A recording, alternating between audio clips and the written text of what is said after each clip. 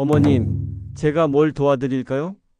이 말을 듣고 마음이 따뜻해진 적 있으신가요? 하지만 며칠 후, 정작 도움이 필요할 때 그 사람은 어디에도 없었습니다. 이해는 해요. 근데, 라고 시작하는 말을 듣고 위로받는다고 생각했는데, 대화가 끝나고 나면 더욱 외로워졌습니다. 왜 이런 일이 계속 반복될까요? 분명 좋은 말을 하는데, 왜 마음은 점점 멀어지는 걸까요? 오늘 이 모든 의문이 풀릴 것입니다. 혹시 좋은 말을 하는데 왜 기분이 나쁠까? 하는 경험 있으시죠? 사실 우리가 알고 있던 상식과는 달리 친절한 말이 항상 진심은 아닙니다. 최근 한 연구에 따르면 성인의 70% 이상이 겉과 속이 다른 사람들 때문에 관계에서 상처받는다고 합니다. 당신은 이런 사람 주변에 있나요?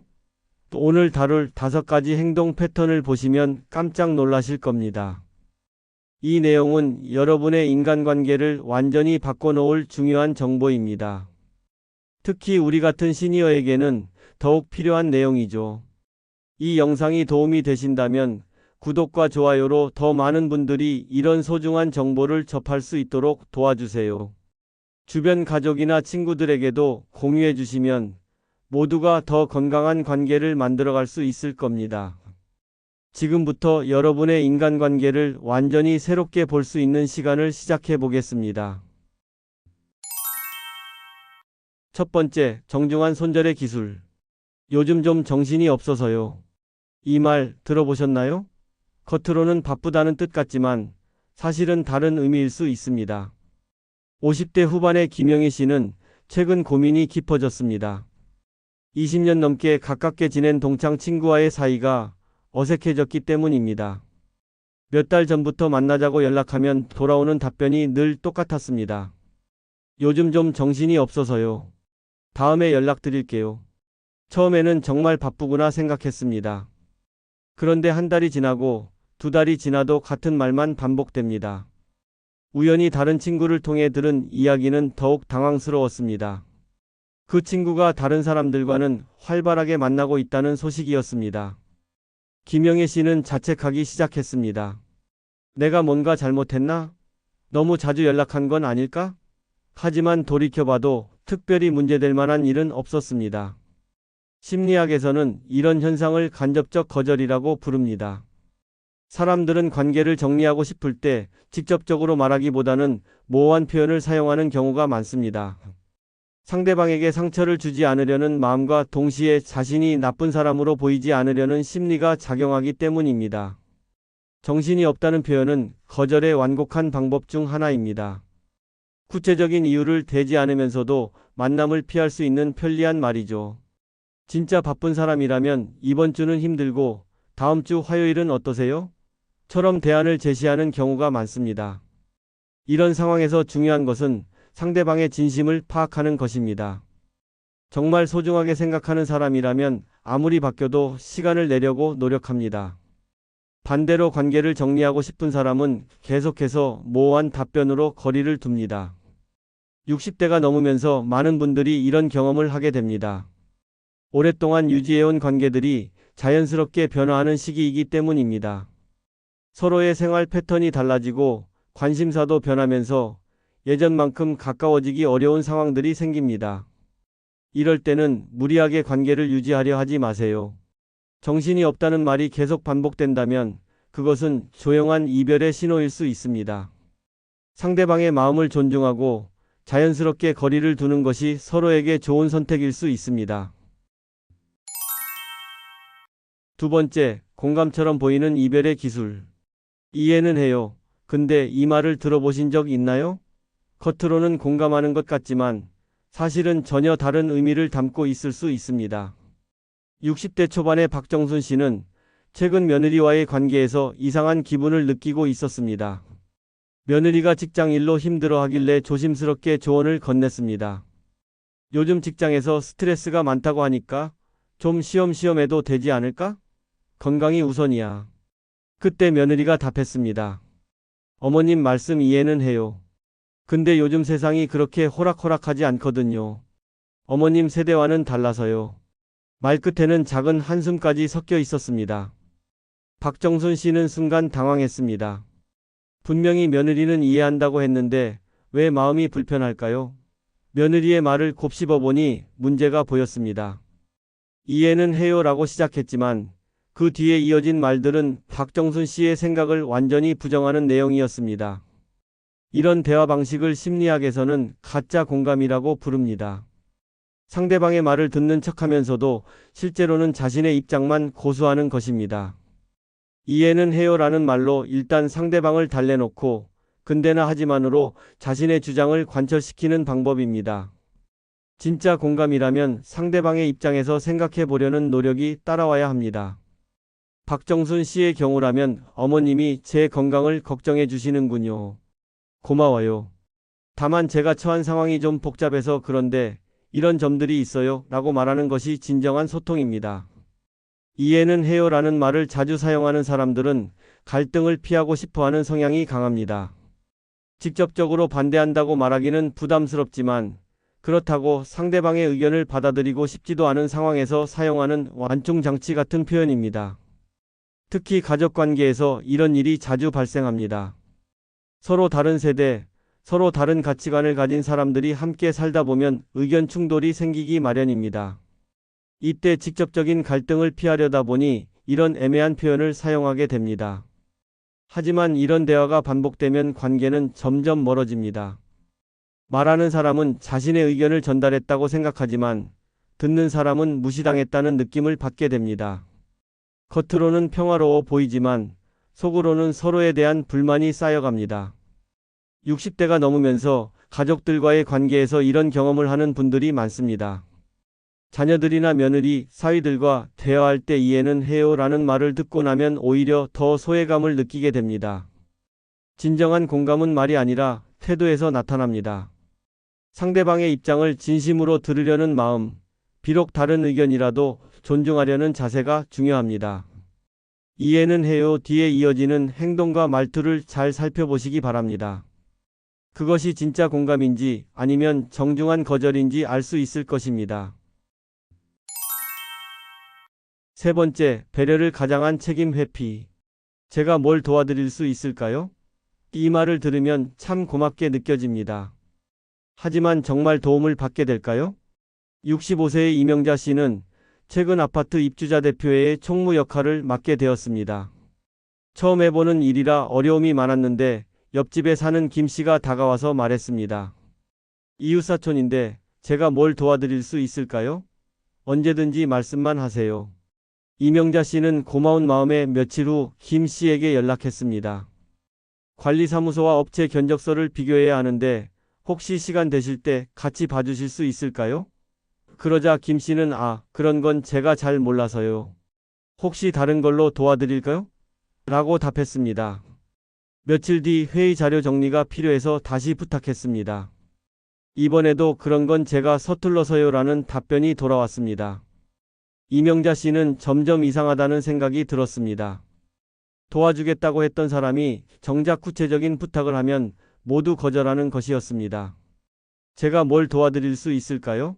라는 말은 겉으로는 친절해 보이지만 실제로는 책임을 회피하는 방법 중 하나입니다. 이 말을 하는 사람은 도움을 주려는 의지가 있다는 인상을 주면서도 실제 행동에 대한 책임은 상대방에게 떠넘기는 것입니다. 진정으로 도움을 주고 싶은 사람이라면 구체적인 제안을 합니다. 제가 컴퓨터 작업을 좀 할 줄 아니까 자료 정리 도와드릴게요. 혹은 시장 보기 힘드시면 제가 대신 다녀올게요. 처럼 명확한 도움을 제시합니다. 하지만 뭘 도와드릴까요? 라고 묻는 사람들은 대부분 상대방이 구체적인 요청을 하기를 기다립니다. 그러다가 막상 부탁을 받으면 그건 제가 잘 몰라서, 시간이 없어서, 능력이 안 돼서라며 빠져나가는 것입니다.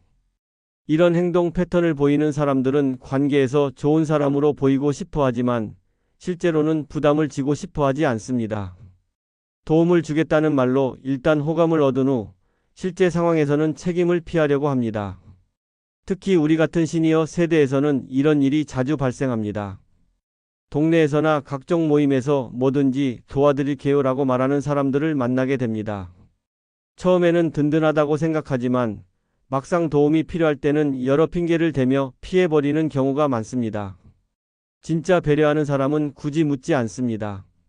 상황을 보고 스스로 판단해서 필요한 도움을 제공합니다. 무거운 짐을 들고 있으면 자연스럽게 도와주고 어려워하는 모습을 보면 먼저 나서서 해결책을 제시합니다. 반면 가짜 배려를 하는 사람들은 항상 상대방이 먼저 요청하기를 기다립니다. 그래야 나중에 거절할 때도 능력이 없어서라는 핑계를 댈 수 있기 때문입니다. 60대가 넘으면서 주변 사람들의 진심을 구별하는 능력이 더욱 중요해집니다. 뭘 도와드릴까요? 라는 말보다는 실제로 어떤 행동을 보이는지 살펴보시기 바랍니다. 말은 쉽지만 행동은 어렵습니다. 진정한 관계는 말이 아니라 행동으로 만들어지는 것입니다. 네 번째, 칭찬 뒤에 숨은 거리감. 어머님 정도면 충분히 잘하실 거예요. 이런 말을 들으면 기분이 좋아집니다. 하지만 때로는 이 칭찬 뒤에 다른 의미가 숨어 있을 수 있습니다. 68세의 최순덕 씨는 동네 경로당에서 어르신들을 위한 건강강좌를 준비하게 되었습니다. 처음 맞는 일이라 걱정이 많았는데 함께 활동하던 후배가 말했습니다. 순덕 언니 정도면 충분히 잘하실 거예요. 경험도 많으시고 말씀도 잘하시잖아요. 칭찬을 들은 순덕 씨는 기분이 좋았습니다. 하지만 시간이 지나면서 이상한 점을 발견했습니다. 그 후배는 강좌 준비 과정에서 전혀 도움을 주지 않았습니다. 자료 준비부터 장소 섭외, 강사 섭외까지 모든 일을 순덕 씨 혼자 해야 했습니다. 며칠 뒤 순덕 씨가 혹시 자료 정리 좀 도와줄 수 있을까? 라고 부탁했더니 그 후배는 언니가 훨씬 잘하실 텐데요. 제가 끼어들면 오히려 방해가 될 것 같아서요 라고 답했습니다. 순덕 씨는 그제서야 깨달았습니다. 그 칭찬이 진심이 아니라 책임을 피하려는 말이었다는 것을요. 당신 정도면 충분히 잘할 거예요 라는 말은 겉으로는 상대방을 격려하는 것처럼 보입니다. 하지만 실제로는 당신이 잘하니까 내가 도울 필요는 없겠네요 라는 의미일 수 있습니다. 이런 칭찬은 관계에서 한 발 물러서겠다는 신호인 경우가 많습니다. 진짜 칭찬은 함께하겠다는 의지와 함께 나타납니다. 언니가 잘하시니까 제가 옆에서 도와드릴게요. 혹은 언니 경험이 많으시니까 제가 배우면서 함께 해봐요처럼 연대의 마음을 보여줍니다. 하지만 가짜 칭찬을 하는 사람들은 상대방을 높이 평가한다고 하면서도 실제로는 거리를 둡니다. 상대방이 충분히 잘할 수 있다고 치켜세워놓고는 자신은 빠져버리는 것입니다. 이런 행동을 하는 사람들의 심리를 들여다보면 책임을 지고 싶지 않은 마음이 큽니다. 함께 일을 하다 보면 실수할 수도 있고 비난을 받을 수도 있습니다. 이런 부담을 피하고 싶을 때 상대방을 칭찬으로 포장해서 모든 책임을 떠넘기는 것입니다. 특히 60대가 넘으면서 이런 상황을 자주 경험하게 됩니다. 나이가 많다는 이유로 어르신이니까 잘하실 거예요 라는 말을 듣고는 혼자서 모든 일을 떠안게 되는 경우가 많습니다. 경험이 있다는 이유로, 능력이 있다는 이유로 점점 더 많은 책임이 주어지지만 실질적인 도움은 받지 못하는 상황이 발생합니다. 진정한 관계에서는 칭찬과 함께 구체적인 지원 의사가 표현됩니다. 언니가 잘하시니까 제가 이 부분을 맡아서 도와드릴게요처럼 역할 분담을 제안하거나 혹시 도움이 필요하시면 언제든 연락주세요 라고 구체적인 도움 방법을 제시합니다. 반면 가짜 칭찬을 하는 사람들은 추상적인 격려만 하고 사라집니다. 잘하실 거예요. 능력이 있으시잖아요 라는 말로 상대방을 기분 좋게 만든 후 실제 어려움이 닥쳤을 때는 연락조차 하지 않습니다. 이런 경험이 반복되면 칭찬을 들어도 기쁘지 않게 됩니다. 칭찬 뒤에 혼자 남겨질 것을 알기 때문입니다. 진짜 칭찬인지 가짜 칭찬인지 구별하는 방법은 간단합니다.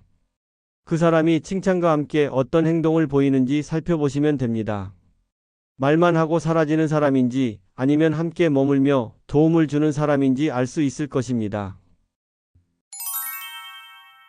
다섯 번째, 공손함으로 감정을 차단하는 법. 그 얘긴 그냥 지나가시죠. 이 말을 들어본 적 있으신가요? 공손해 보이지만 사실은 관계의 문을 닫는 말일 수 있습니다. 62세의 김영미 씨는 오랜 친구와의 만남에서 상처를 받았습니다. 최근 남편의 건강 문제로 걱정이 많아서 친구에게 마음을 털어놓았습니다. 요즘 남편이 많이 아파서 마음이 힘들어. 밤에 잠도 못 자고 병원 다니는 것도 지쳐서 말이야. 그런데 친구의 반응은 예상과 달랐습니다. 아이고, 그런 무거운 얘기는 그냥 지나가시죠. 우리 만날 때만큼은 즐겁게 지내요. 맛있는 거나 먹으면서 좋은 얘기만 해요. 친구는 웃으면서 말했지만 영미 씨는 마음이 막혔습니다. 친구는 분명 예의 바르게 말했습니다.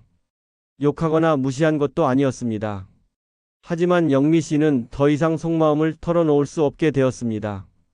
그 후로는 만나서도 날씨 얘기, 음식 얘기만 하게 되었고, 진짜 하고 싶은 말들은 모두 가슴속에 묻어두게 되었습니다. 그 얘긴 그냥 지나가시죠라는 말은 겉으로는 갈등을 피하려는 지혜로운 태도처럼 보입니다. 하지만 실제로는 상대방의 감정을 받아들이지 않겠다는 선언입니다.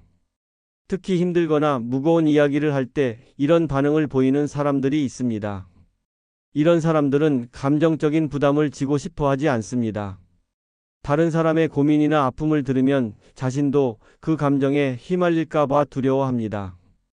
혹은 어떻게 위로해야 할지 몰라서 아예 그런 대화 자체를 피하려고 합니다. 하지만 진정한 관계에서는 감정을 나누는 것이 필수입니다. 기쁠 때뿐만 아니라 슬프고 힘들 때도 함께 할 수 있어야 진짜 친구라고 할 수 있습니다. 상대방이 어려운 이야기를 꺼낼 때는 힘드시겠어요? 많이 걱정되시겠네요? 라고 공감해주는 것이 좋습니다. 60대가 넘으면서 이런 경험을 하는 분들이 많습니다. 나이가 들수록 건강 문제, 가족 문제, 경제적 어려움 등 무거운 이야기들이 늘어나는데 주변 사람들은 그런 얘기를 듣기 싫어합니다. 나이 들면 원래 그런 거야. 너무 생각하지 말라며 대화를 회피하려고 합니다. 특히 그냥 지나가시죠라는 말을 자주 하는 사람들은 표면적인 관계만을 원합니다. 깊이 있는 대화보다는 가벼운 수다를 선호하고 감정적인 연결보다는 편안한 만남을 추구합니다. 이런 사람들과는 아무리 오래 알고 지내도 진짜 친밀해지기 어렵습니다. 반대로 진정한 친구는 무거운 이야기도 기꺼이 들어줍니다. 많이 힘드시겠어요? 천천히 말씀해 보세요 라고 말하며 상대방의 감정을 받아들입니다. 비록 해결책을 제시하지 못하더라도 함께 있어주는 것만으로도 큰 위로가 됩니다. 그냥 지나가시죠라는 말을 들으면 그 순간은 편할 수 있습니다. 무거운 분위기를 피할 수 있고 갈등도 생기지 않습니다. 하지만 시간이 지나면서 그 관계는 점점 얕아집니다. 진짜 하고 싶은 말을 할 수 없는 관계는 결코 깊어질 수 없기 때문입니다. 만약 누군가가 여러분에게 어려운 이야기를 털어놓는다면 그것은 여러분을 신뢰한다는 의미입니다. 그런 신뢰를 그냥 지나가시죠라는 말로 막아버리면 그 사람은 다시는 진심을 털어놓지 않을 것입니다. 공손한 말 뒤에 숨어있는 감정의 벽을 놓치지 마시기 바랍니다. 오늘 5가지 이야기를 통해 겉과 속이 다른 사람들의 행동 패턴을 살펴보았습니다. 요즘 정신이 없어서요. 이해는 해요. 근데 뭘 도와드릴까요? 당신 정도면 충분히 그냥 지나가시죠. 이런 말들 뒤에 숨겨진 진짜 의미를 이제 아시게 되었을 겁니다. 60대가 넘으면서 인간관계는 더욱 소중해집니다. 하지만 모든 관계가 다 진실한 것은 아니죠. 진짜 관계와 가짜 관계를 구별하는 능력이야말로 우리 인생을 더 풍요롭게 만드는 지혜입니다. 말은 마음의 거울이 아니라 때로는 마음의 가면이다. 이 말을 기억해 주세요. 상대방의 말이 아니라 행동을 보시기 바랍니다. 진심은 언제나 행동으로 증명되니까요. 여러분의 소중한 시간을 함께 해주셔서 감사합니다. 이런 유익한 정보를 놓치지 않으시려면 구독 버튼과 알림 설정을 눌러주시고 좋아요로 응원해주세요. 더 많은 분들이 건강한 관계를 만들어 가실 수 있도록 주변에도 널리 공유해 주시면 감사하겠습니다. 다음에도 더 좋은 내용으로 찾아뵙겠습니다.